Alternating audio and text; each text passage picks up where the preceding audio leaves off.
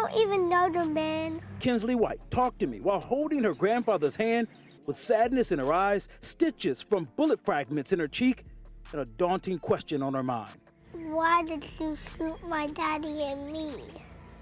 Our children are losing their innocence. So in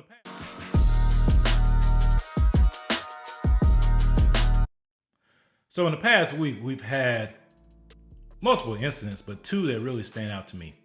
One with Ralph Yarl in Kansas City, who was shot just simply because he went to the wrong house and rung the doorbell. Sad and tragic. And here, right down the road from me, a young girl and her father were shot because the basketball that they were playing with rolled into the yard of their neighbor who shot them. What this shows you is that as a society goes secular, you're going to see more and more things like this. Bullet fragments hit this 6-year-old girl, and her father stepped in to help. He was then hit by gunfire, and now he's in the hospital. Last night at 11, we took you live to the scene along April Drive near Greer Street. And today, Channel 9's Gaston County reporter Ken Lemon talked with that little girl and learned all of this happened because a basketball rolled into the suspect's yard. We don't even know the man. Kinsley White talked to me while holding her grandfather's hand with sadness in her eyes, stitches from bullet fragments in her cheek, and a daunting question on her mind. Why did you shoot my daddy and me? Tried to shoot a kid's dad. Yes. Kinsley's mother told me she was outside too and heard Robert Singletary say this. Looked at my husband and my daughter and told them, I'm going to kill you. Ashley Hildebrand said Singletary chased them while shooting. She said her husband, William White, tried to draw gunfire towards him and away from the children. He was shot in the back in his front yard. Hildebrand said Singletary kept shooting, missing repeatedly until he was out of bullets. A shot grazed her too. I believe he would have got me and my husband too. Really? He just wasn't out of bullets.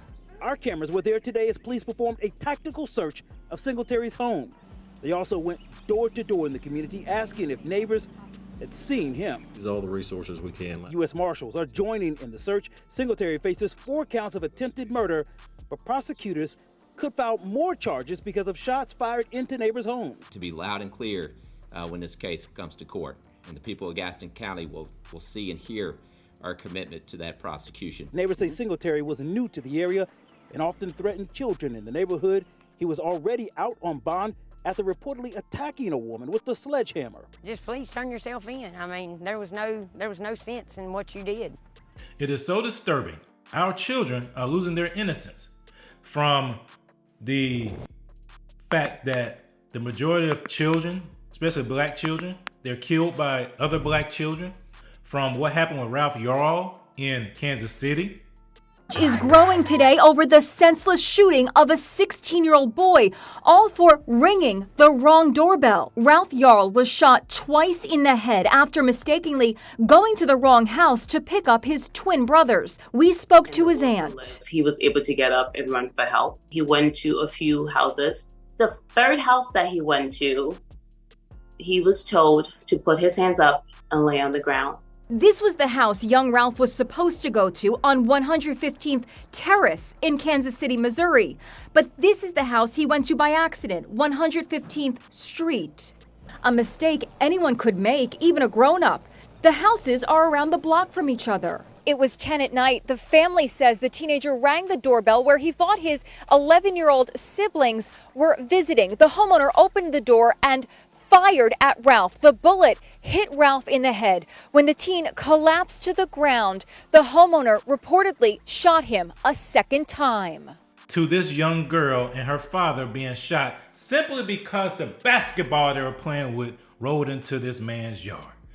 This is a result of a society that no longer has a biblical worldview. Because in a society that has a biblical worldview, children are protected, because that's a fundamental tenet of a biblical worldview. Men protect women and children. But in a secular society, it's everyone for themselves. And you know who's left vulnerable? Our children.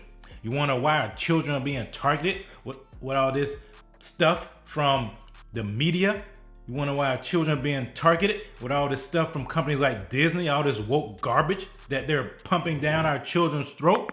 Because in a secular society, you must target and attack the children, the most vulnerable ones, to normalize behavior that is not normal. And if the children don't adapt to that, you know what they do? They take the children out. Because no one's there, no adult is there to protect the children. This father tried his best to protect his daughter. Nevertheless, she was still shot from a deranged person. This person was deranged. This person is reflective of the society right now, and is especially acute when it comes to black and white relationships. These people want to start a race war. They want to divide us based upon race, gender, sexual orientation. And they're using it to drive a wedge in our communities. We must push back against this.